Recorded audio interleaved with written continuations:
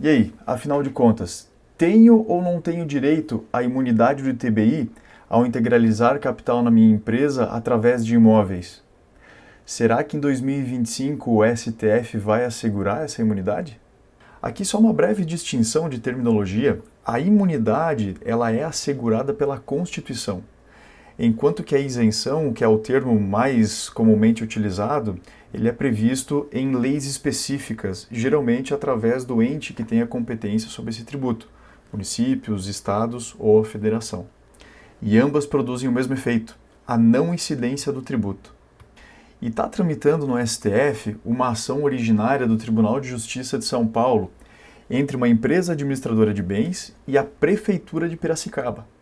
E a demanda da empresa é justamente no sentido da não incidência do ITBI na medida em que se integralize capital através de bens imóveis. E esse pedido ele é pautado justamente numa decisão do próprio STF anterior, lá de 2020. E essa decisão abordava justamente uma questão específica sobre a não incidência do ITBI. De forma breve, abrimos parênteses para relembrar que o ITBI ele incide sobre operações onerosas, operações de compra e venda, operações de transmissão de bens e direitos relacionados a imóveis. E no caso da empresa, ao invés do sócio cumprir a sua obrigação para formar o capital da empresa através de dinheiro, ele faz esse cumprimento de obrigação através de imóveis. Então ele substitui dinheiro por imóvel. Pessoal, e é aqui que reside todo o ponto nevrálgico dessa discussão.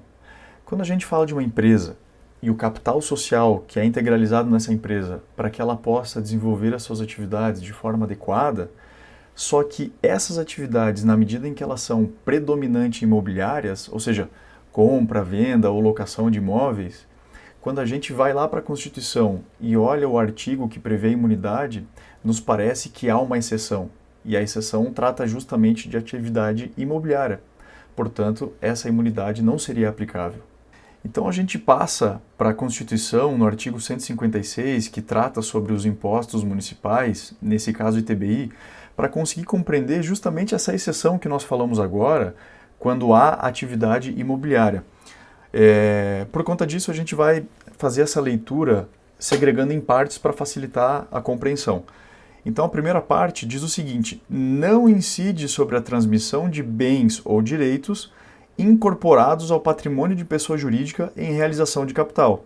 E a segunda parte, ela vai trazer que também não incide sobre a transmissão de bens ou direitos decorrente de fusão, incorporação, cisão ou extinção, que são operações aí de reorganização societária. Então, essa seria a segunda parte. E agora vem a exceção, que trata justamente dessa situação de atividade imobiliária. Salvo se, de novo, salvo se nestes casos, que é aí onde vem a interpretação do Alexandre de Moraes, que ele fala que nestes casos estaria remetendo a questões de reorganização societária, por fusão, incorporação e cisão. Então, prosseguindo, salvo se, nesses casos, a atividade preponderante do adquirente for compra e venda desses bens ou direitos, locação de bens imóveis ou arrendamento mercantil. Aqui só uma breve distinção, que o caso em análise lá em 2020, ele tratava de uma empresa que integralizou um capital que tinha um valor elevado em relação ao que a empresa necessitava de capital. Então imaginemos que era um imóvel de 2 milhões de reais e que o capital necessário para a empresa era de 500 mil. Portanto, foi integralizado o valor de 500 mil e esse excedente, 1,5 milhão, ele ficou destinado para conta de reservas.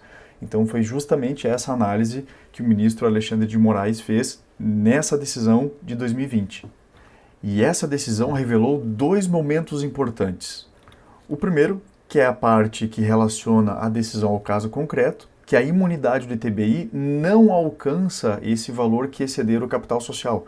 Então, esse valor que foi destinado para a conta de reservas, ele está sim sujeito à incidência do ITBI. Então, em última análise, nos parece que se a intenção do legislador é incentivar o empresário a desenvolver atividade econômica, fazer com que ele leve capital aí para dentro das empresas, capital produtivo, nos parece que essa parte que não vai ser destinada para a empresa utilizar no desenvolvimento de suas atividades, ou seja, essa parte do capital que fica destinada lá na conta de reservas, que ela não tenha o mesmo aproveitamento dessa imunidade do ITBI. E num segundo momento dessa decisão, em situação que já não se relaciona mais com o caso concreto, mas que traz comentários sobre a decisão, no juridiquês aí o termo chamado obter dictum, o ministro ele traz a situação de que haveriam duas distinções em relação à interpretação desse artigo. Então, as duas situações de imunidade que o ministro traz ao interpretar o artigo da Constituição, ele demonstra que a primeira seria justamente na formação do capital da empresa e a segunda em operações de reorganização societária, fusão, incorporação e extinção da sociedade e da empresa. Então aqui ele esclarece, através desses comentários, que a exceção prevista, onde relaciona a atividade imobiliária, nada tem a ver com a primeira parte, mas sim com a segunda, que aborda situações de reorganização societária, de fusão, incorporação, extinção e cisão da pessoa jurídica. Logo, sob esse ponto de vista, se compreende que não há incidência do ITBI quando a gente fala de formação de capital através de bens imóveis, ainda que haja atividade imobiliária. E é justamente sob esse ponto de vista que as empresas buscaram o Poder Judiciário para que elas conseguissem, de fato, aproveitar essa imunidade, mesmo que desenvolvendo atividades imobiliárias, quando a incorporação dos imóveis fosse com a finalidade de formação de capital. Então, sob esse ponto de vista, que as empresas começaram a buscar de forma massiva o Poder Judiciário justamente para conseguir aproveitar essa imunidade quando da formação do capital era composta através de imóveis, mesmo que elas desenvolvessem atividade imobiliária. Então, por conta do volume de ações, é que o STF, através do ministro Barroso, acabou manifestando a necessidade de uma repercussão geral em relação a esse volume de ações, para que seja decidido se de fato vai haver ou não a imunidade do ITBI em relação à formação de capital de empresas através de bens imóveis, mesmo que haja desenvolvimento de atividade imobiliária. A ação agora aguarda a manifestação da Procuradoria-Geral da República e, na sequência, a manifestação do relator ministro Edson Fachin. Então, nas próximas semanas, devemos ter novidades em relação ao assunto imunidade do ITBI. Vamos ver o que o STF vai decidir agora em 2025.